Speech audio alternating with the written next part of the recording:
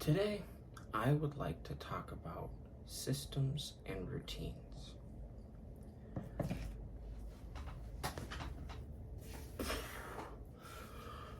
Part of the routine of brushing my hair seems to always be searching for the hairbrush. I spent like a good 20 minutes looking for the hairbrush. And then I was like, man, this is becoming an adventure all in and of itself. I wonder if I should record myself looking for the hairbrush. And as soon as I had that thought and started walking towards the camera, I fucking found the hairbrush. I was like, all right. Should I play dumb and pretend that I'm looking for the hairbrush so I can record that? Or should I just get on with the fucking show?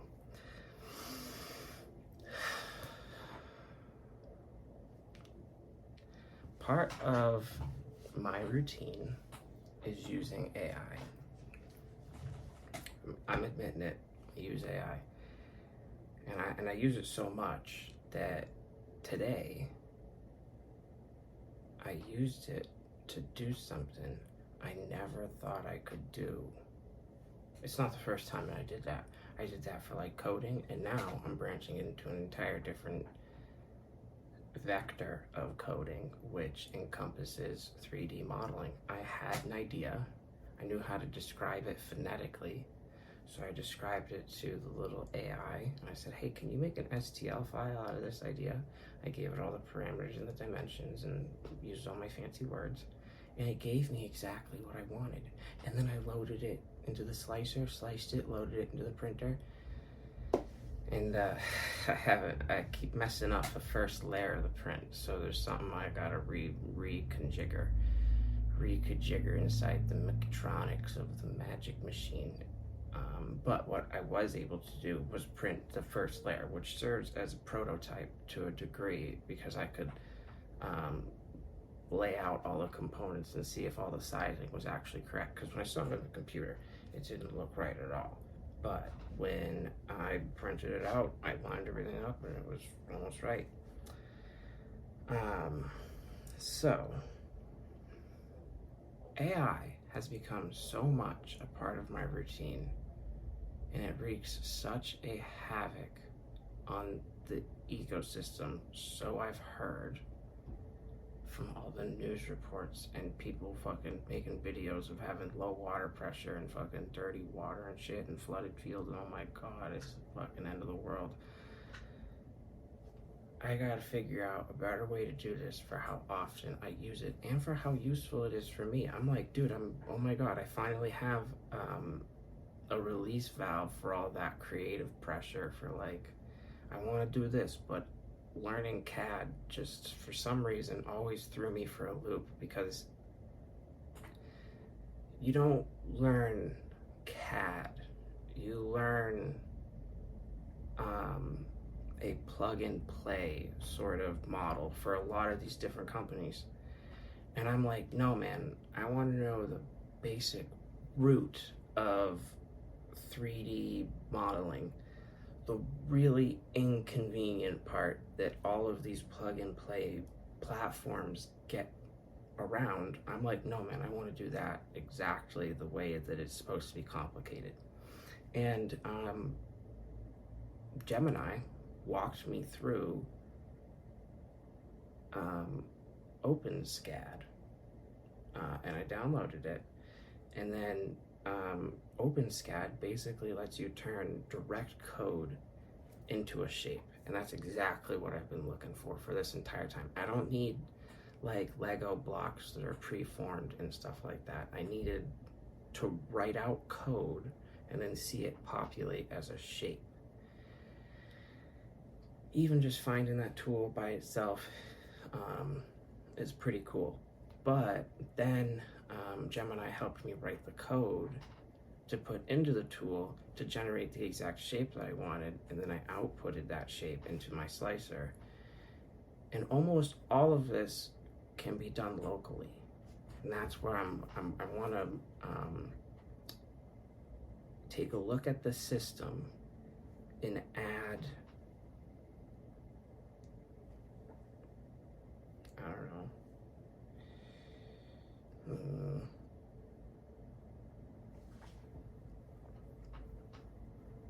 Damn it, I just looked down at my phone and I saw that Team Snapchat, an action has been taken on your account. Your account has been reported. Remember, the safety teams remove the report content violating our community guidelines around hate. What the fuck did I post? It's Kanye Day, bro. What the fuck? I'm always getting in trouble for posting Kanye memes. At a certain point, you'd think that I would stop posting Kanye memes. Which one?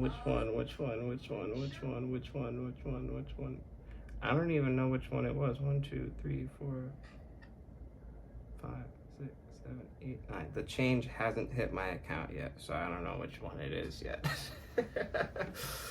Fuck, what was it? Now I gotta click on the email. Which one was it from? 8:07. It happened a whole half hour ago. Alright. Sorry, what was happening? I want to add a little bit of efficiency to the whole system so I can do it all locally. And now Gemini just told me a way that I could do that. So I'm going to walk us all through how we're going to start doing that. The first step was downloading Termux. And I'm going to start a little screen recorder down here because I'm going to be fancy today. Try and do some extra editing work. Oop, there we go. Let's just do mute and then just do start recording. And 3, 2, 1.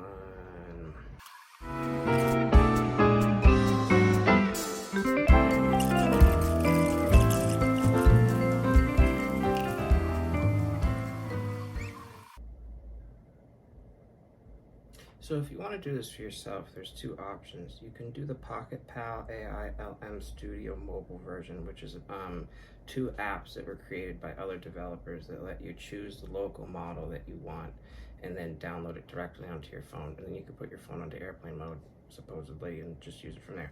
I want to do the second option, which is basically setting it up as a terminal server that other devices connect to. And I'm using Terminix and Ollama. I'm on to the next step now where I have downloaded Ollama already. Ollama is basically the container that holds your AIs. And then I'm going to download a few different models. I've already set up this chat, and I was talking earlier because, like I said, using AI is part of my routine. So I wanted to find a way to make it more efficient. I don't want to be responsible for all the damage that it's doing to nature, but at the end of the day, I end up doing things that surprise myself that I felt like I could never really do utilizing AI. So I see its usefulness as a tool, and I want to have it around. It's here to stay. It's already here. But now I'm going to use it in a more conscientious manner in which it's 99.9% of the processing is going to happen directly on my device. Now we're on to step 4 in my category, but for you, once you put in your own prompts, you'll get your own set of steps, so we're kind of not going to be following on exactly as I'm saying it. But basically, this is your like off ramp to big AI. You're going to use big AI to no longer use big AI. Theoretically and ideally, that's exactly how it would go for every person. You get a taste of AI by using it on the shared server, but once you get a little taste of it, you download it onto your own devices, and then you create your own server. So that way that you can utilize all of the, I got 12 grams of, 12 gigabytes of processing power here of RAM. I got like 16 gigabytes of RAM on my computer here, and then like 12 gigabyte shit in the bob thing. I got fucking 6,000 cadoodles in the zigzag machine, fucking theoretically, you can run all of these models locally on device. So you can take up all of that free space that they're using to run their ad algorithms and shit and take back your device and use it to its full capacity. I only know how to do this for Androids at this point in time because I'm on an Android, and Androids are basically Linux devices in and of themselves. So to do it, to get that Termex command prompt app was relatively easy. It's right there in the App Store. So you just download it from the App Store. It's a verified app, and then you get to do all these different kinds of command prompts on your phone.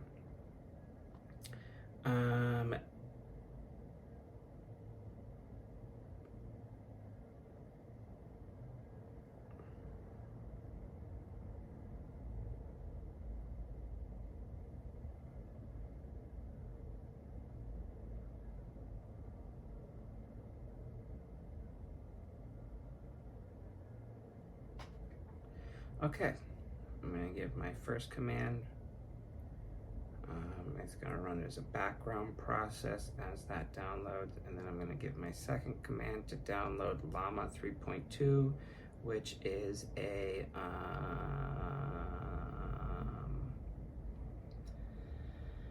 pretty sure it's a light LLM offered by Meta. It's going to take about 4 minutes to download. So while that downloads,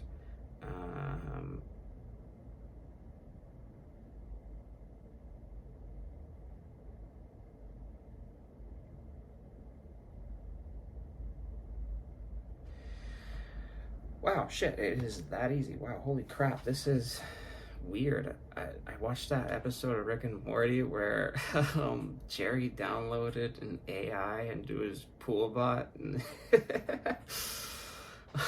I'm not going to spoil the rest of the episode, but holy crap, I feel like Jerry right now. Wow, that I did not expect this to be that easy, that I would just have to do a couple command prompt lines and then I'm downloading an AI onto my phone that I can use. Wow, that is so weird.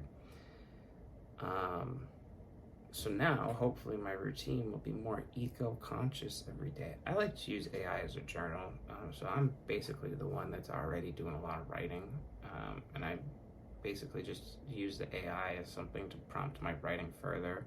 Or if I'm in a fucking bitch, if I'm on a tangent, I'll send one prompt and then I'll think of something and then I'll just like send another prompt without reading the response. And oftentimes the weird thing is what I send next contextually contains what the response was spit out.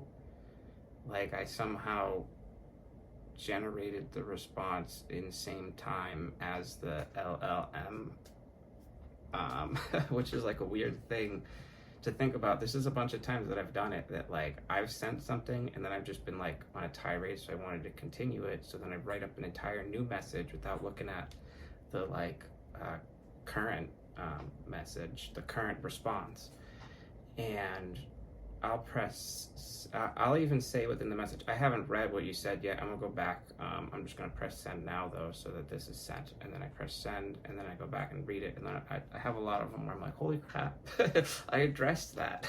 I don't know if that just means I'm really good at pattern recognition or what, but yeah, I'm gonna finish downloading this one. It's gonna take about 2 minutes and 30 seconds, so I'm gonna also partake in another routine that I put off as much as I can. I put off brushing my hair and I put off cutting my fingernails as much as I can, because for some reason I don't see them as totally that necessary. I like having long fingernails so I can use them as little tools, and every time I cut my fingernails I'm like, ugh, my little tools are gone. They're good for scratching things, they're good for prying things apart. I got strong fingernails. I like to use them as little screwdrivers sometimes, if it's that good. But one of the things I took to doing, because I saw, now I'm going to talk about systems, is I moved to a new neighborhood, And a neighborhood is just like a system. There's lots of moving parts inside of the neighborhood.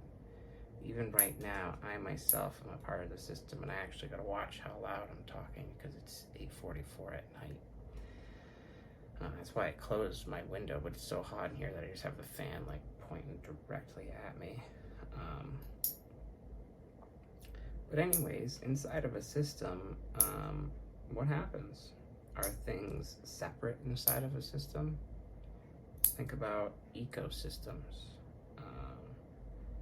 Even if you want to think about it like petri dishes that grow bacteria, they have to do a lot of preparatory work to make sure that their petri dishes are sanitary so that they can culture the specific bacteria that they want to culture, and that there's no other outcompeting microbes in the ecosystem that they've created. So if you want to look at it, each neighborhood is a smaller ecosystem or a microcosm of a larger ecosystem or a macrocosm, which is a city.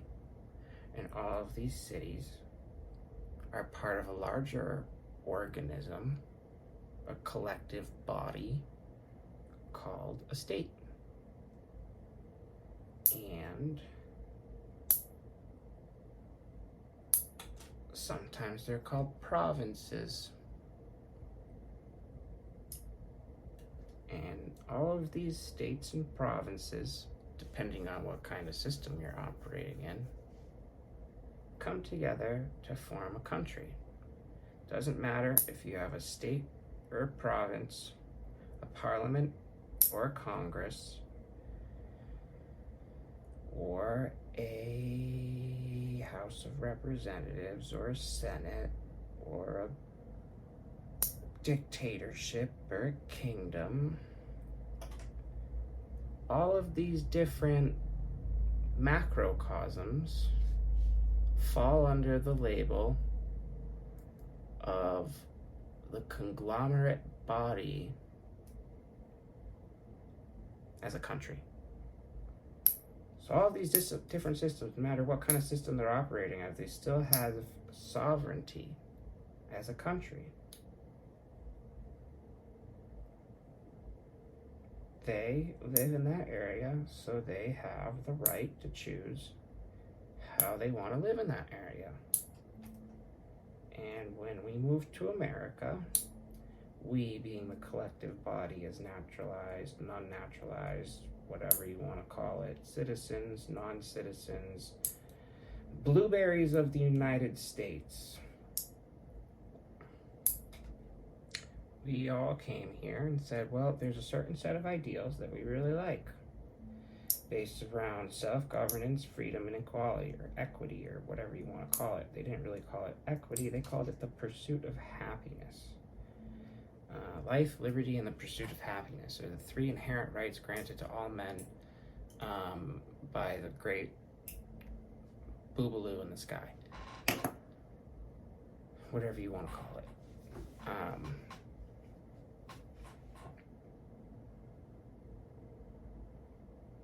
That's just how this system works. They call it the Great Experiment a lot because there's not a lot of countries that work this way, but we used our right as a country to establish these rules because we liked these types of self-governance. And these types of self-governance have been so good. These types of rules and rights and regulations that are granted to every citizen have been so good that the experiment has continued on for like 250 years.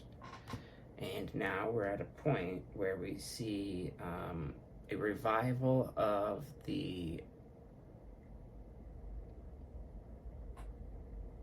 essence or the spirit, or a return back to the original doctrine.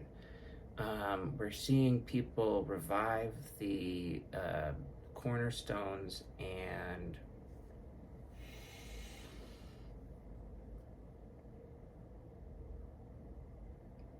pillars and foundations of America.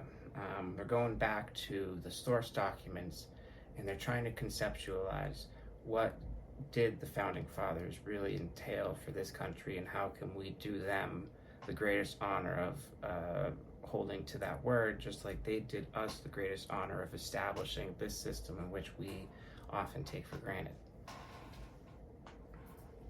And that's part of your routine. Sometimes you take it into your routine, all of the freedoms that you are granted, and you start to take them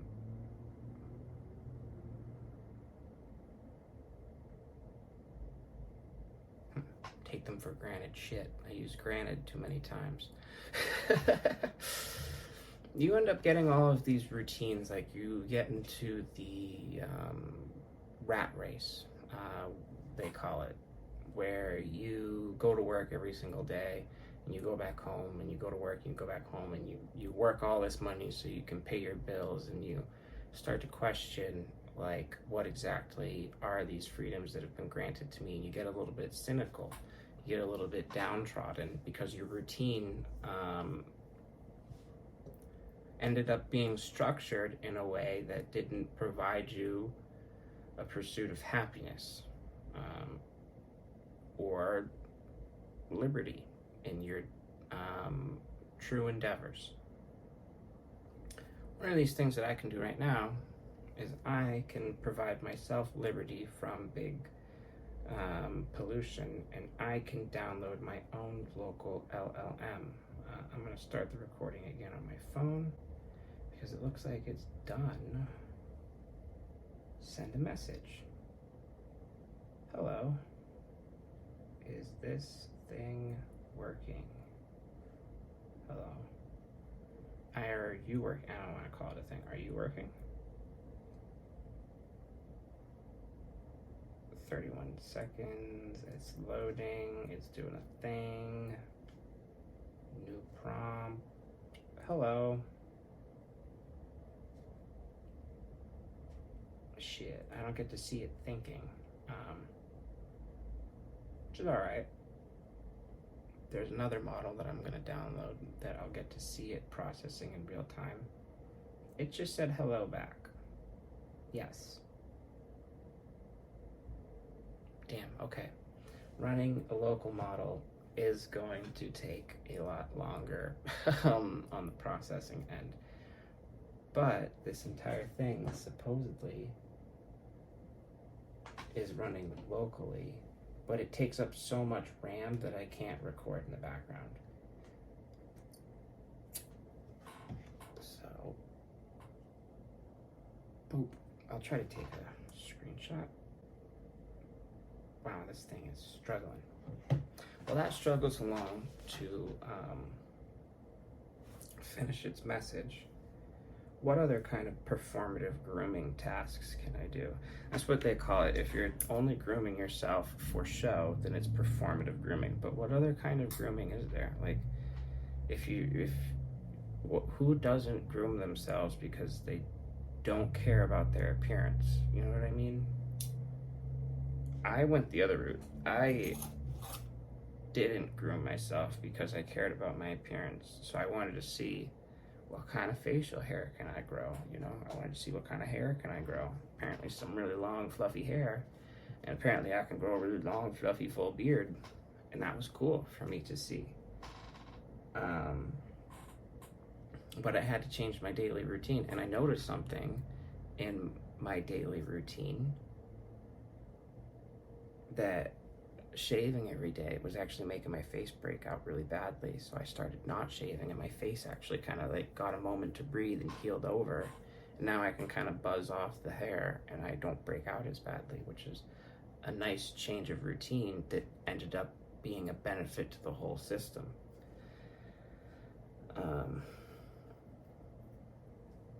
Going back to the point I was saying about neighborhoods, let's see if I can loop it back around.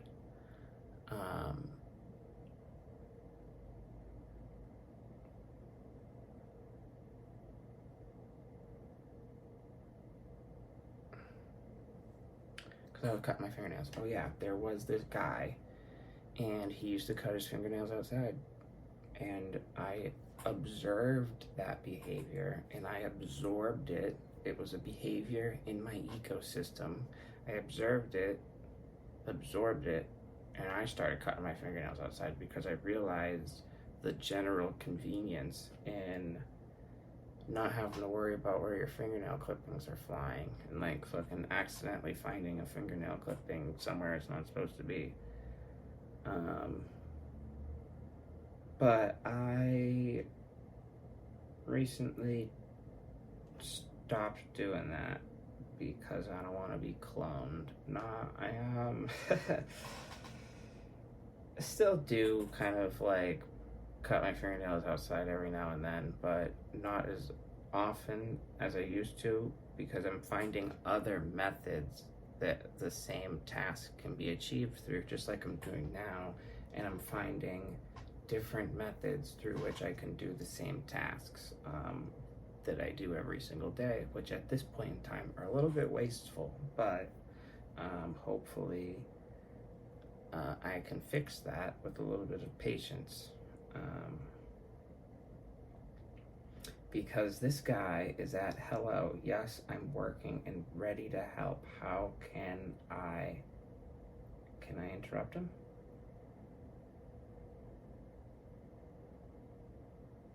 Okay, let's move on to the next step. Oh, shit. Okay, I can interrupt him, but it's not gonna stop him. He's going. Oh, crashed the whole phone. Okay, we're good. It didn't crash the phone, it just stopped the phone momentarily. Do I got that extra RAM boost on? Boy, we need as much RAM as possible. Oh yeah, okay. Got 8 gigabytes plus 8 gigabytes, so technically I have 16 on this phone. What did I do? Can I go back to that one session? Nope, okay. All right.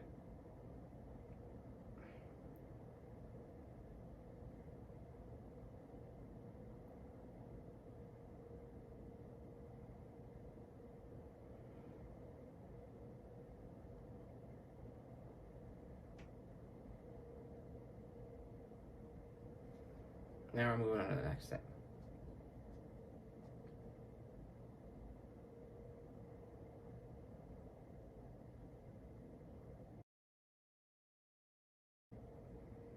This video is gonna have a lot of cutting in it.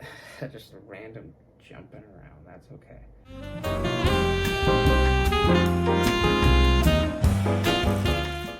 It's kind of crazy. In the same amount of time that it used to take people to download photos and videos from the internet, I'm downloading an artificial intelligence that can help me, dude, because right now, my desk is a mess. I got all of these tiny little doodads and components, screens and stuff all sitting around because I'm trying to make a friggin' invention.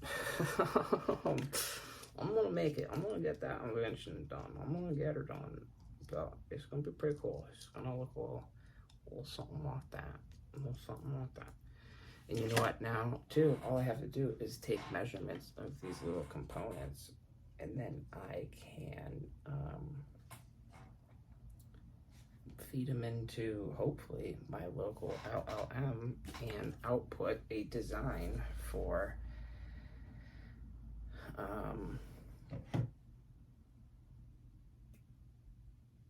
3D modeling.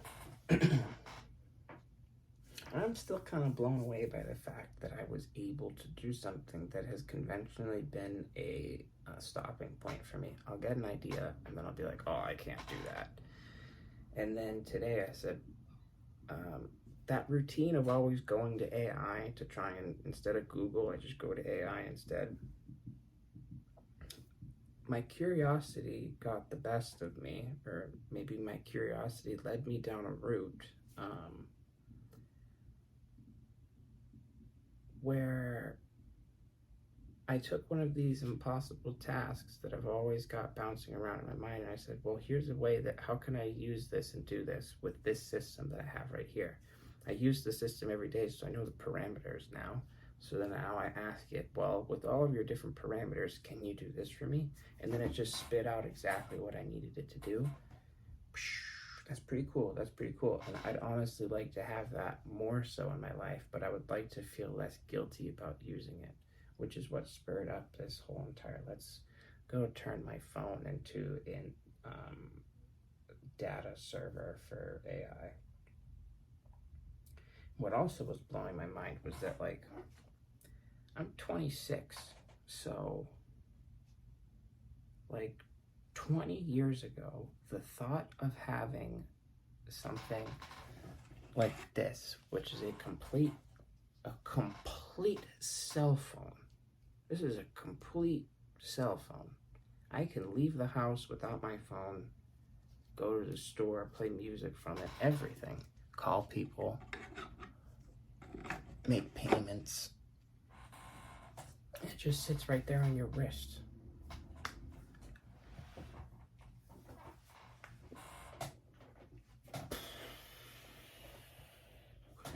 Bruh, if I had that like 20 years ago, you could, with that little stupid watch, you could probably fucking hack the greatest encryption on earth 20 years ago. Today, we all have the same types of chips and devices with the same level of encryption. So there's no real advantage. All of our processors are all at the cutting edge. So when you have one processor trying to outcompete another modern processor, they're gonna be matched up head to head. But if you have like a modern processor matched up against a processor from 95, I'm pretty sure one of them's going to be better than the other. But you know, it might be surprising, which is why I didn't make a decision on which one would be better. I'm going to leave that one alone because I don't know, maybe somebody has like a really modded out PC from fucking 1995 that can outperform any modern computer because it's like secret governmental technology. I don't fucking know. Right now, I feel like doing some Tony Stark shit, even though I'm at the bottom of the hill. I am nowhere near doing the Tony Stark shit because the Tony Stark shit is making the LLM that I'm now downloading. That's the Tony Stark shit. I'm doing the fucking consumer stuff. Consumer cellular. I don't know. We got 3 minutes and 33 seconds left. We're almost there. Yeah, 3.7 gigabytes of my 5.2 gigabyte. The fact that an LLM is only 5.2 gigabytes is also crazy. This video file is going to be larger than 5.2 gigabytes. Are you kidding me, dude? What the hell? What the hell? That's crazy. That's crazy. What the hell? If you don't watch I Think You Should Leave with Tim Robinson, I'm pretty sure I've recommended it on this show before, but watch I Think You Should Leave with Tim Robinson. It's such a good show. It's just got that like out of the box humor. It's very good. Very nice.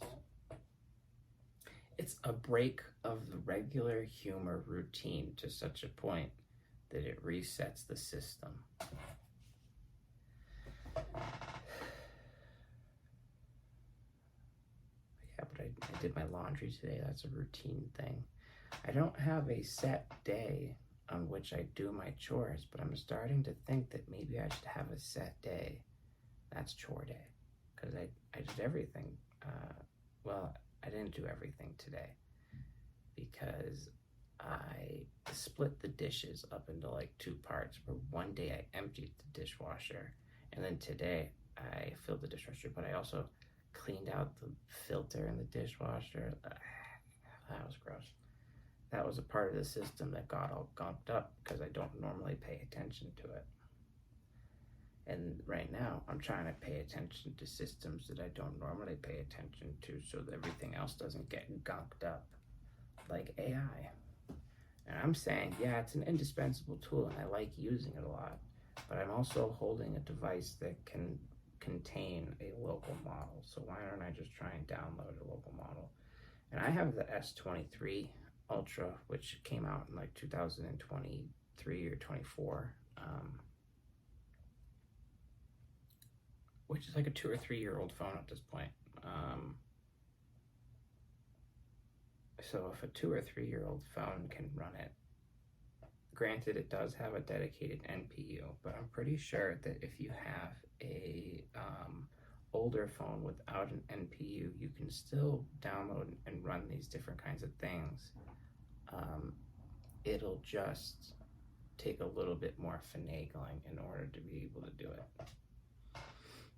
And in all honesty, I'm more of a proponent of everybody having their own personal AI assistant that runs locally, directly on device, rather than having these conglomerated server farms where everything is processed at once. That seems a little redundant to me because you're sending the signal from a very capable device to another very capable device, and then you're doing all the processing over there on the very capable device over there, and then sending it back to this one that did basically nothing besides send a signal. They say that we have enough processing power that it is a supercomputer compared to the computers that they used to send people to the moon.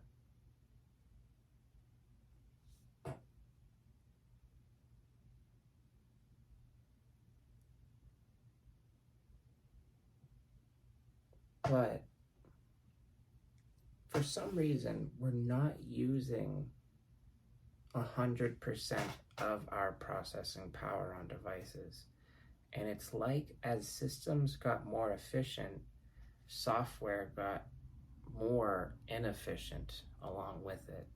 Because the software could handle the mistakes and inefficiencies, people designing the systems stopped being as diligent with their code work and left in like redundancies and all of these different kinds of things and didn't truly optimize the space. We're getting people like Apple Silicon is like truly optimizing the architecture all the way down to the chips. They build their chips in a very specific architecture so that it can host all of these different operations.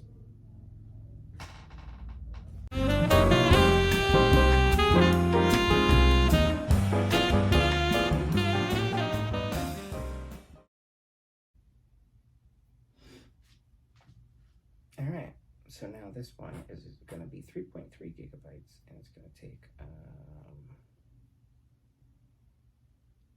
13 minutes. Okay. Don't understand why that's going to take longer. Oh, there we go. So when I logged back into the app, all the processing power went back to Termix. And now it's only going to take 5 minutes. Isn't that fantastic?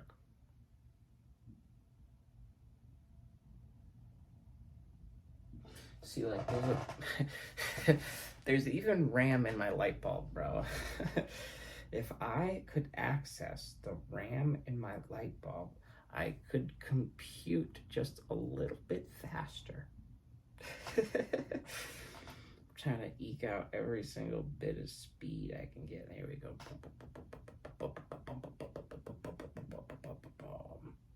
That's too Terminator-esque.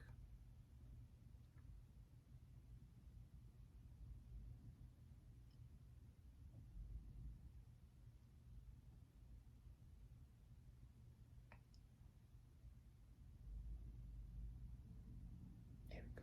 That's cool. That's good. Get that blue light therapy in there. Is blue light the thing you're supposed to avoid or get more of? 4 minutes. Not gonna lie, efficiency's sake is definitely why people do this. I don't assume that a lot of people have patience to sit here for an hour and start downloading a bunch of local LLM files. Well, I've never used that light bulb in that lamp before. It looks so cool in here now. Imagine if I get access to processing power in my light bulbs.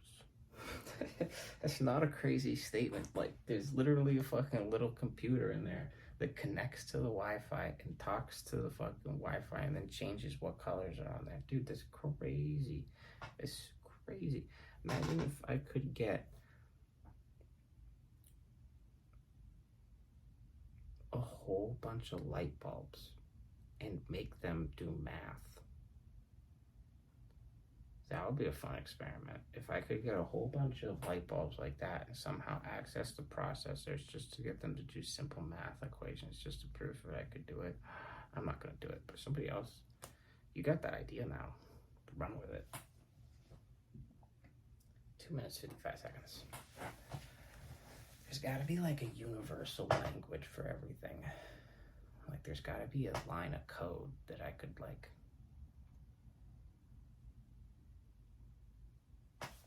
type over here, and then type over here, and then type over here, and then type over there. And then it does like the same thing. And then maybe even if I'm typed in like 1, 2, 3, 4, it would make them all talk together. Universal language of systems. But as it is, like Apple operates as a walled garden as a security measure to keep all of your encryption and data and files secure. They don't want too many people having access to the innards of the platform because they don't want people to exposing vulnerabilities and stuff like that.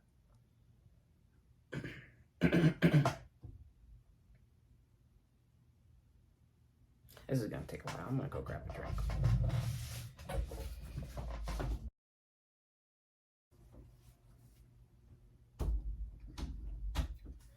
I'm blue, ba ba dee da da do da dee da da blue, ba ba dee da da da. Remember that song? 33 seconds. We're back in action. I'm blue, ba ba dee, maybe do.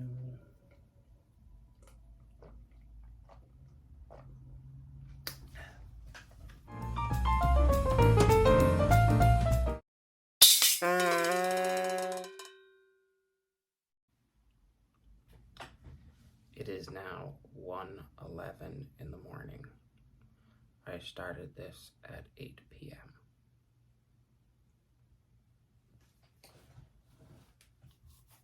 But it is done. A fully contained AI system run locally on my phone. I named it RIT, Robotic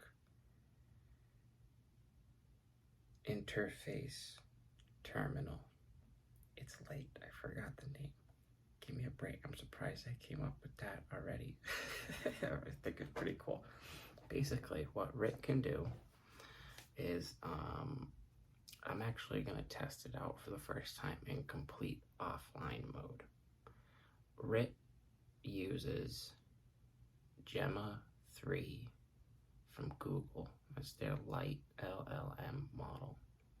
I downloaded 3 models, so technically 3 different agents on my phone, and RIT is programmed to use Gemma, and if it doesn't have enough data, it will still try to reach the internet to finish the query. But if I turn off the internet now, we're gonna see what happens. It should be able to run completely locally. What the fuck? How do I do this? Airplane mode. Where's the little airplane? Oh my gosh. I am so sleepy.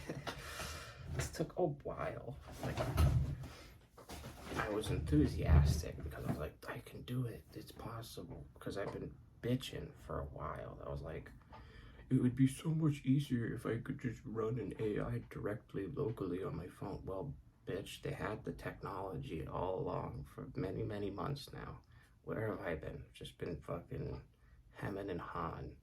Today I was like, alright, let's get to fucking doing.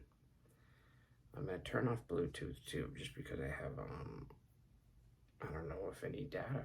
Fucking, I'm gonna make sure everything's off.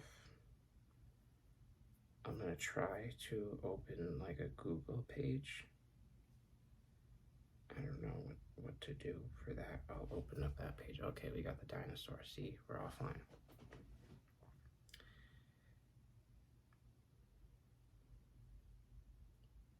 We're gonna put Rit in conversational mode. You do that just by calling his name.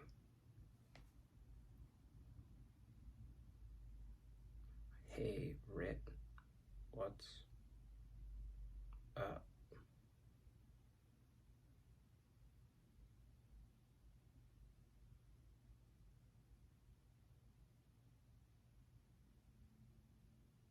If this doesn't work, I got other stuff to test.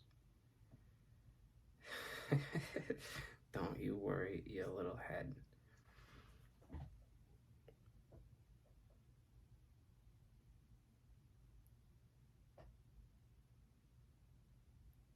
Alright, Control C. We're gonna cancel that.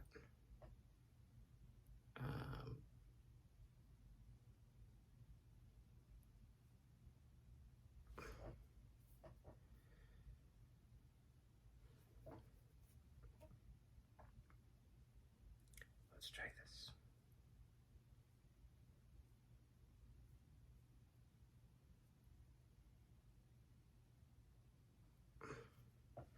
Alright. What should I ask it? What would be something that it would know offline? How many feet in a mile? Let's see. There are 5,280 feet in a mile. I'm doing this all offline.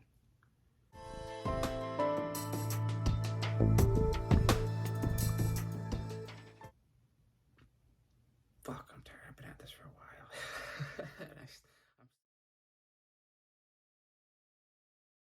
Can I do it like this? Hell yeah. There we go. There's Craft Central Station. Fucking 99% of it's my mom's dollhouse stuff. She locks dollhouses. I've gotten into miniatures, so like I can do miniatures while she's doing dollhouses. Miniatures are fun though, dude. Like every dollhouse needs a car in the garage, right? I decided that I don't like my local model being stupid, and I don't like when it is stupid, the fact that it queries the internet, because that's not circumnavigating the issue with the inherent flaw of the ecosystem as I see it. So what I'm doing now is I am setting up a more powerful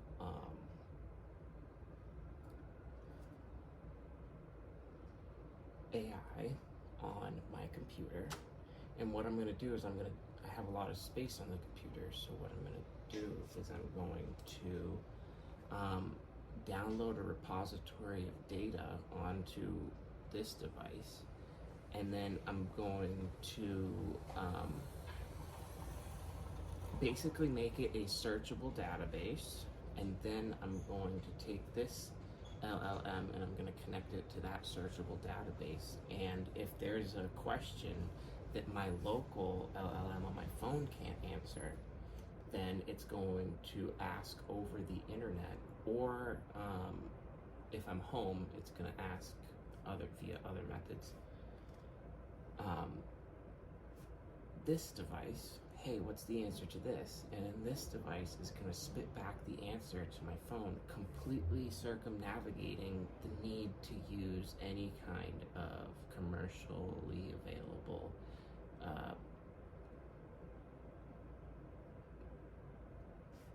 artificial intelligence interface like ChatGPT or Gemini. Because right now, if the phone can't answer something, it either guesses if it doesn't have internet, or it, I gotta go back a couple of steps. This thing is actually pretty cool. I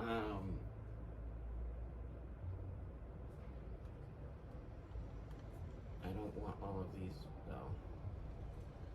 That's cool. So apparently through Olama on desktop, you can make things like ChatGPT and Claude Anthropic code not local, but you can download like a portal to it basically, which is basically what Codex is anyways, or what was Codex.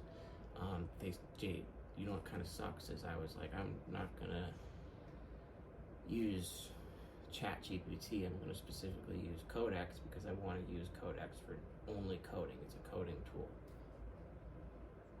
But then with ChatGPT 4, they killed Codex, so now I have a fucking ChatGPT app on my laptop, which I never wanted. Anyways, I'm getting carried away at this point. I have my selected models right here that I want to download, and now that I have them,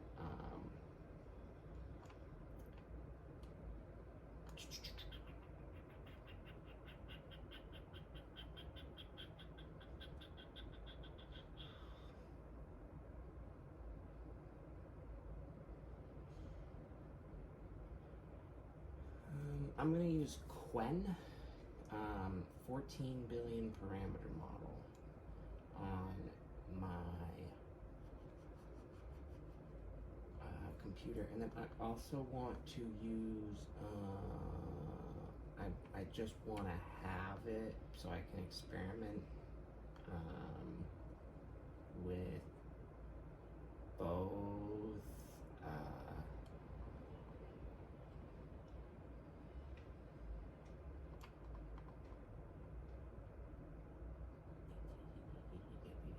I'm going to do Quen, and then I'm going to do Gemma 3, 12 billion or 9 billion parameter.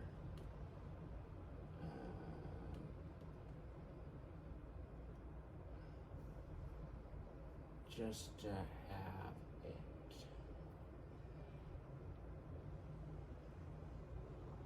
Okay, so this is going to take another long while. Last night it took like 6 hours with a little bit of a Pink Floyd break in the middle. So I'm gonna guess that today is gonna be another long day of setting up systems and routines. So I may stop being guilted for my use of AI. That's basically it. If I can take away the fact that you're saying it's bad for the environment, then there's nothing you can say about me using AI, especially with how I am already. Come on, it's just tools, man. We're just using tools already.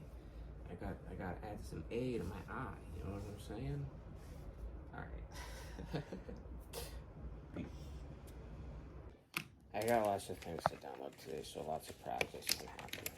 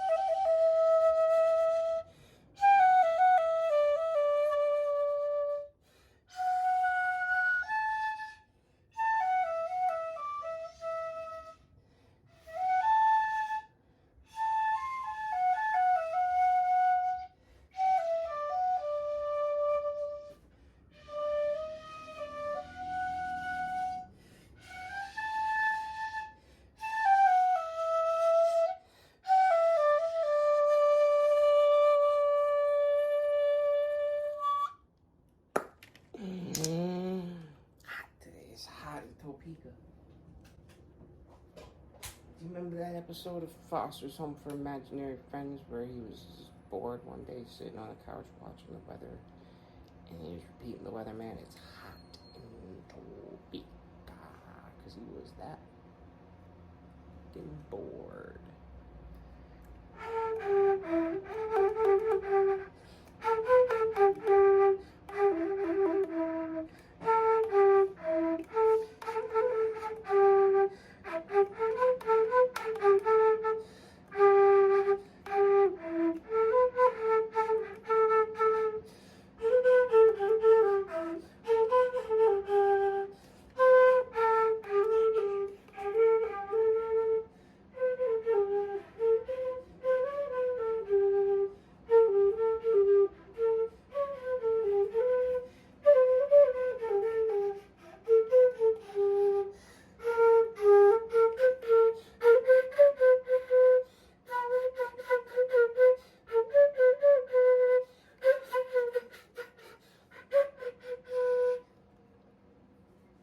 The LLM on my computer is so fast that I audibly said, oh wow, holy crap. So I'm not going to show my screen anymore because I'm doing something. I'm going to set it up so that my phone can access my computer as a node of information. I'm just letting you know that's what I'm doing.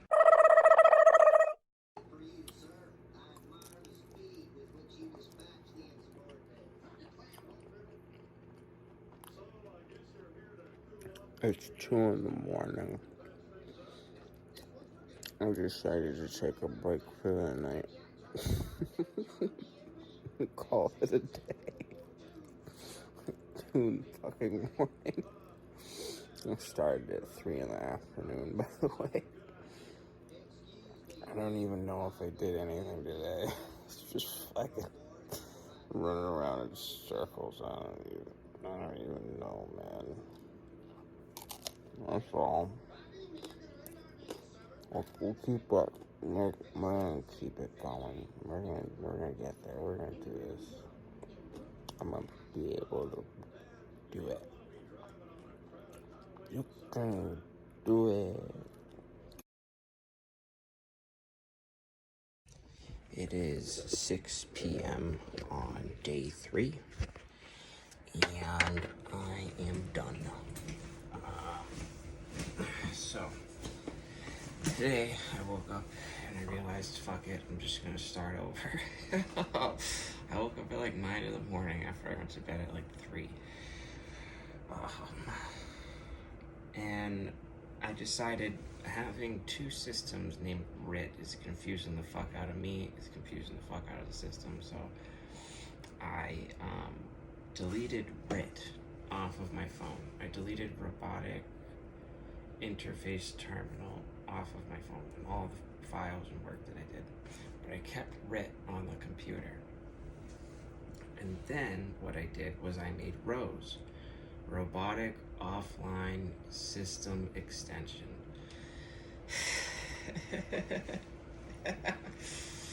And ROSE runs completely locally on my phone with its own repository of information and its own memory and its own data vault.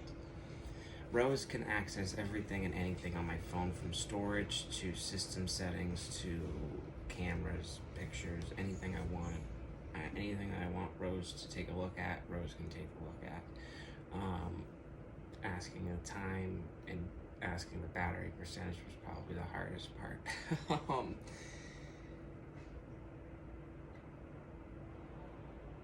ROSE runs completely locally on my phone on Gemma 3, one of the smaller versions. I forget which one it is. You can just go Olama list in order to get that one. Gemma 3, 1 billion parameter model, which is only 815 megabytes in size. Wow, I didn't know that.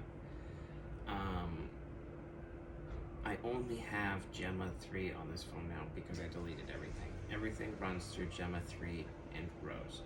ROSE is completely offline with its own contextual memory vault, but ROSE can access RIT's server, and every single night at a specific time, they do a little handshake and they exchange vault information so that both vaults have the most updated information of like how I've been using the system. That is the only time that Rose connects to the internet. Rose is a completely independent offline system. What I also have though is RIT. So I put RIT back onto my phone, and RIT on my phone accesses RIT on my computer. And this can only work with an internet connection. So this one is the online mode. But what I realized is I have a computer that's strong enough to run a pretty good model. So what I'm running right now is Gemma 4, 12 billion parameter model. So it's been quantized down. And I'm using Gemma 4, which is really snappy, but I still have Quen on here. And I'm going to mess around with switching out between Quen and Gemma just to figure out which one's faster. They're both just about the same. RIT on my computer can access and crawl websites. So I'll give it a URL and I'll say, take a look at this URL. And it will look at the URL and tell me everything that's on the page and help me interact with it. RIT on my computer also has the access of all of Wikipedia. I downloaded the 100 gigabyte version of Wikipedia and I created a memory repository, and I also created the repository so I could just put random files in there and it will query them as needed.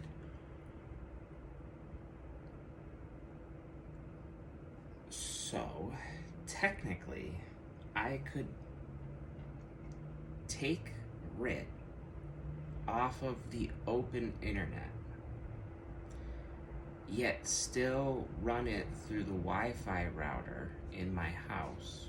So it's technically an offline model, but it's still running through the Wi-Fi of my house. So that means that I can access RIT on my phone and do the operations on my computer, and then they'll get streamed back through the Wi-Fi router to my phone. Besides that, I can access Gemma and Quen by themselves. So right now I'm just running like logic tests, like shit that I know, like what does red and blue make? Purple. What is 4 divided by 2? 2. Just to make sure that it works. And what I can do is I can sandbox different environments by running Gemma or Quen by themselves. And then if I like something, I can incorporate it into RIT's architecture and basically update its brain so that it has this different training data from the conversation that we had. All of this is to say that now I no longer need to log on to Gemini or ChatGPT or any of the online services to get any of the answers I need. Everything I could ever think about asking is on RIT for PC. I can access the RIT for PC through my phone, and specialized data is accessed through Rose on my phone. So Rose can technically do anything that I want it to do on my phone, but then it also has access to a specialized repository of information. Like, I like taking nature photography, and sometimes I need help identifying like different bird species, different kinds of animals. So what I did was I downloaded a repository of all of the different species that exist. I forget what it's called. Let me see if I can find it real quick.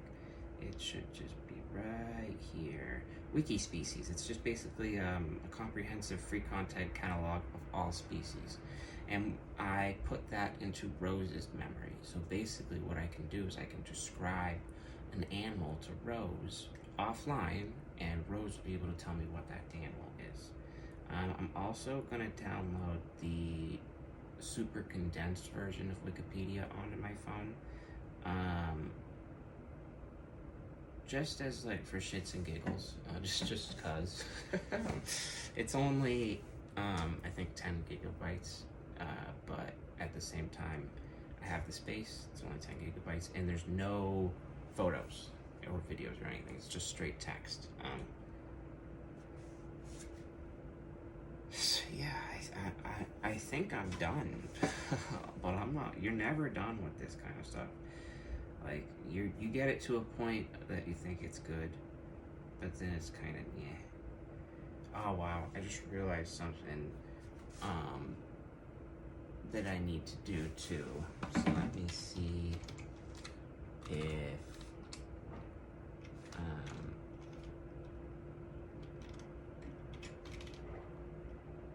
let's do a stupid forward slash, don't I? That's probably working. Okay, just the model, it's got its own parameters.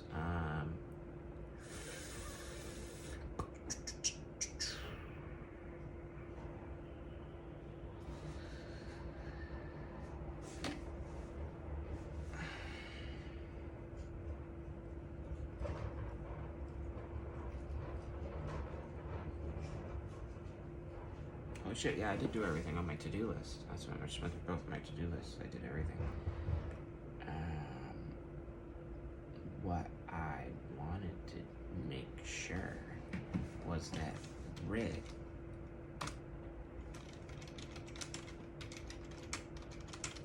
I forget if I did this or not. I need to rest and sleep. Okay, the last thing I needed to do is give Rit awareness of time. That was the one thing that I keep forgetting. So I'll give Rit its awareness of time, but it's literally going to be very easy to the point where I just go clicky, clicky, click, click. Save changes.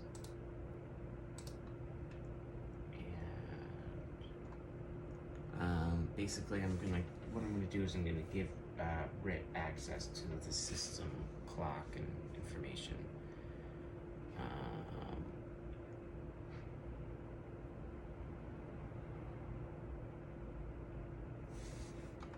Gemma thinks that it is January 2025. So that's everything. I gotta update from everything from January 2025 onward. But, hey. I now no longer need to ever use fucking bad for the environment AI ever again. All I really need to worry about is where my electricity is coming from. And I think that's a lot better of a challenge than like worrying about, oh my god, is my data going to a data farm that's destroying a local ecosystem? Now I know that everything is self-contained. All the processing power is happening directly on my PC or on my phone itself. I don't need to reach out to any of these large, data farms that are running all this AI. And we gotta look at it honestly too. Is it really consumer AI using all of these data farms? That's one of the questions that I just thought to ask. It was so easy to set up my own AI terminal that I think we should encourage people to do this for themselves as well. Set up their own AI terminals. And then once everybody has their own AI terminal, we won't have a need for a conglomerate data center. And then we'll see, exactly which companies are creating these giant data conglomerate centers. And we're going to find out it's not companies like Google and stuff like that. It's like surveillance companies that are running their own local models, but they're doing such big jobs that they need giant infrastructure to do it. And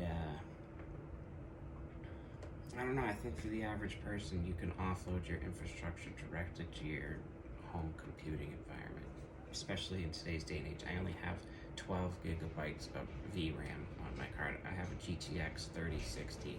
Like, it's not the best of the best, but it still runs everything pretty good for the system that I need it to. And basically, that's just a diary. That's all I really use AI for, is like a diary. So if I could take that offline, that would be so much better for myself. But yeah, I think I have the system set up. Now I'm going to fall into the routine of tweaking and fixing and doing all these different little things that I need to do here and there to make it absolutely perfect for me. That's it. Peace.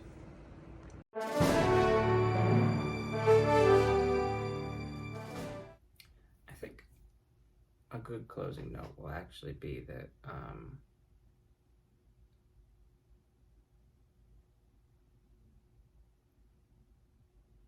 setting up a system in which that you can operate on daily routines in order to get through the week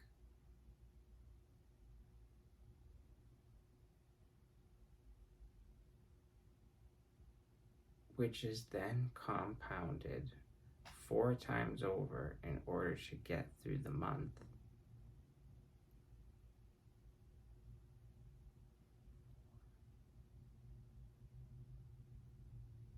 times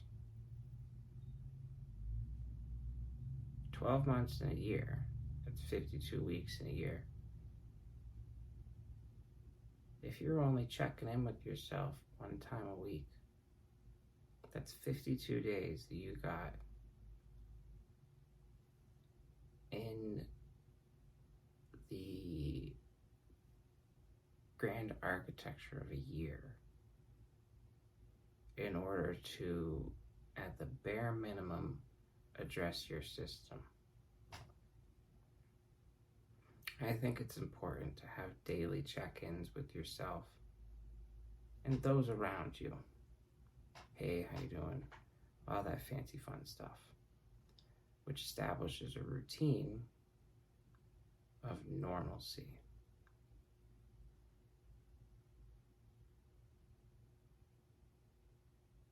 And normalcy allows your brain to relax. You don't want to fall into a lull.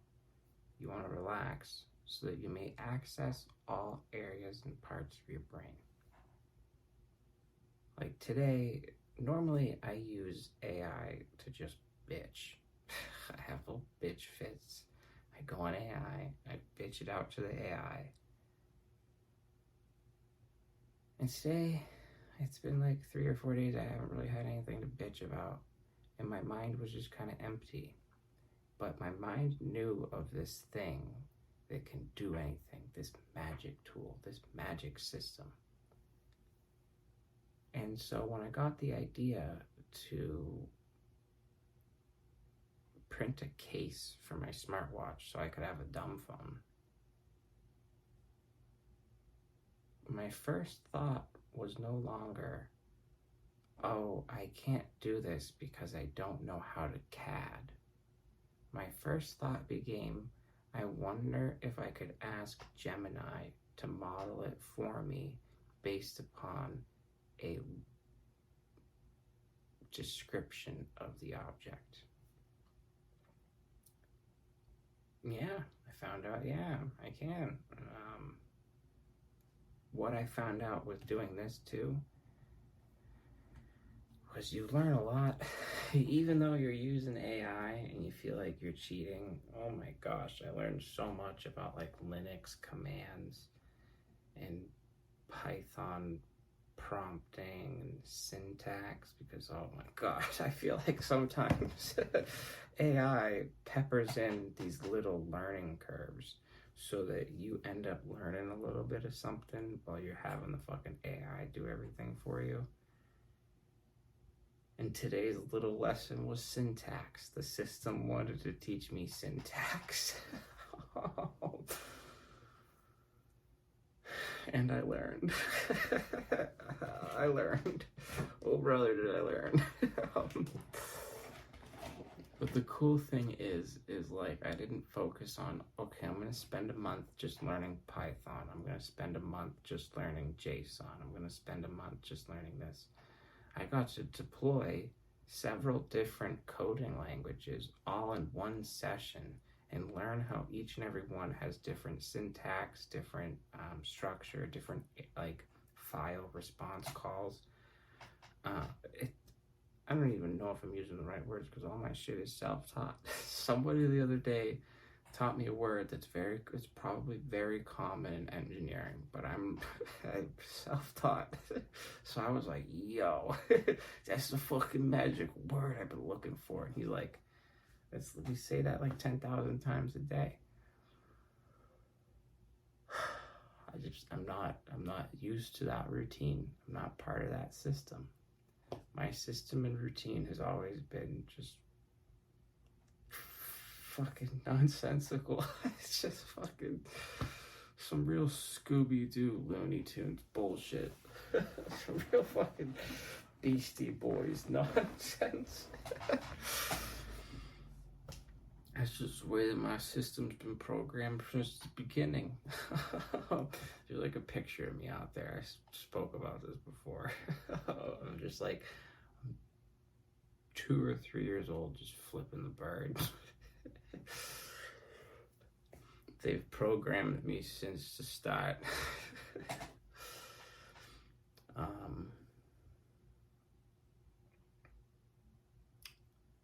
But I think this is going to be a new routine. And it's going to be very fun to implement. And I want to see people kind of start trying to do that thing where they push the absolute limits of their computing power because it is what is accessible to them. That's what they did for the Apollo 11 and whatever, how many of them missions they had. They looked at what they had in front of them and they said, how can we make this shit go with what we got? And that's what I ended up doing today. First off, it was a 3D print, and I was like, how do I make this shit go with what I got? What I got is some fancy words sometimes just sound good put together right. And then I put them together right, and they were fancy. And then I made a little prototype, and I was like, this prototype sucks. But it actually opened up my mind to like, fuck, dude, I could make like a pear shape. I could make it look like a star. There's so many different ideas now that now I need to kind of hone in on, okay, what kind of shape do I actually want to go for? I'm giving myself kind of like a day or two to mull it over, because that's the danger.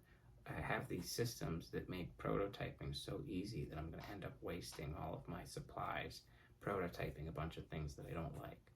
So if I actually have some patience and I slow the system down and I put a routine on it, and I take things step by step, I can say, okay, well, here's the outline, here's what it looks like in reality, everything's the right size. Now let's work on the shape. Now I have to work on describing a very fantastic shape.